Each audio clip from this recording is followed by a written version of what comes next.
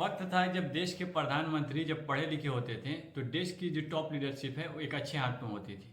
मैं एक बार पढ़ रहा था जिसमें एक सेक्शन आता है 40 साल पुराना क्या हुआ था। तो उस स्टोरी कुछ यूं है कि 1986 में लीबिया पे अटैक किया था अमेरिका ने, और वहाँ के जो गद्दाफी हैं वहाँ के राष्ट्रपति उनको उठाए ले जाके फांसी दे दिया था। उस समय लीबिया ने भारत से मदद मांगी थी कि आप हमारी मदद करें, ग्लोबल मंचों पर हमारे लिए आवाज़ उठाएं। उस समय के प्रधानमंत्री डॉक्टर राजीव गांधी और विदेश मंत्री ने खुलेआम और ये लिखित ये कहा था कि अमेरिका को ये कहा था कि आप पैसे वाले देश हैं, पावरफुल देश हैं, तो ऐसा नहीं कि आप गरीब कंट्री, छोटे कंट्री पर अटैक कर दें। और दूसरी बात कब हुआ, जब 2013 में जब एक इंडियन डिप्लोमेट को अमेरिका में अरेस्ट कर लिया गया झूठे केस बना के। तो उस समय मनमोहन सिंह जो प्रधानमंत्री थे उन्होंने इंडिया में जितने डिप्लोमेट थे अमेरिका के सबकी security passes, airport passes, VIP passes सब कुछ हटा ली थी। यहाँ तक कि अमेरिका की जो एम्बेसी है वहाँ से अपनी सिक्योरिटी तक हटा ली थी।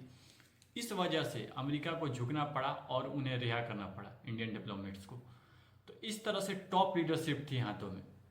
और आजकल हमारे जो 56 इंच वाले हैं ये बाबर, तुगलक, हुमायूं, पाकिस्तान, अफगानिस्तान सबका नाम लेते हैं, लेकिन अपने प्यारे मित्र ट्रंप का नाम नहीं लेते हैं। यार, ट्रंप ने हमारे इंडियंस भाइयों को हाथ में हथकड़ी लगा के भर के जहाज़ों में भेज दिया, इतनी बड़ी बेइज्जती की।